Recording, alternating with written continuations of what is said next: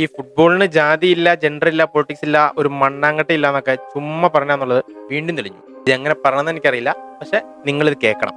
Palestine Pele എന്നറിയപ്പെടുന്ന സുലൈമാൻ അൽ ഒബൈദ് എന്ന Palestine football legend കഴിഞ്ഞ 6-ാം തീയതി മരണപ്പെട്ടു. അല്ല, കൊല ചെയ്യപ്പെട്ടു. എങ്ങനെയാണ് കൊല ചെയ്യപ്പെട്ടെന്ന് അറിയാവോ? ഈ ഗസയിലേക്ക് വരുന്ന ഹ്യൂമനിറ്റേറിയൻ എയ്ഡ് ഉണ്ടല്ലോ, അതായത് ഈ മെഡിസിൻ, ഫുഡ്, അവർക്ക് വേണ്ട ആവശ്യ സാധനങ്ങളൊക്കെ കൊണ്ടുവരുന്നത്, അതിനുവേണ്ടി വെയിറ്റ് ചെയ്ത് നിൽക്കുന്ന സമയത്ത് ഇസ്രായേലികൾ ടാർഗറ്റ് ചെയ്ത് വെടിവെച്ചു കൊലപ്പെടുത്തി. എന്താണ് പുള്ളിയത് തെറ്റ്?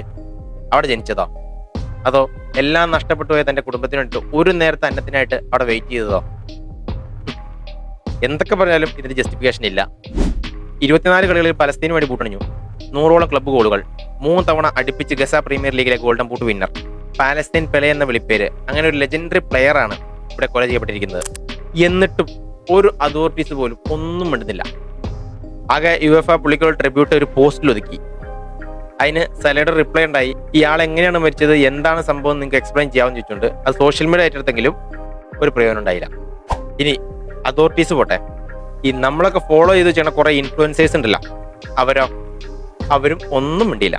അതിൽ തന്നെ ഏറ്റവും പോപ്പുലർ ആയിട്ടുള്ള ഹിയർവിഗോ ഫാബ്രിസിയോ റൊമാനോ ഉണ്ടല്ലോ, പുള്ളത്തെ പോസ്റ്റ് എന്താണെന്നറിയാവോ? യമാല ഐസ്ക്രീം തിന്നണത്.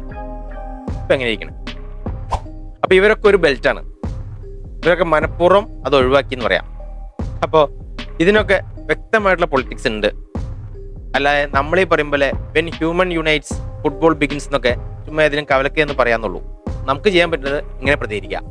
ഓക്കെ, അപ്പൊ ഇത്തരം കാര്യം നിങ്ങളോടൊന്ന് പറയുന്നുണ്ടായി. ഇതിന് നിങ്ങളുടെ അഭിപ്രായം എന്താ വെച്ചാൽ താഴെ കമന്റിൽ അറിയിക്കും.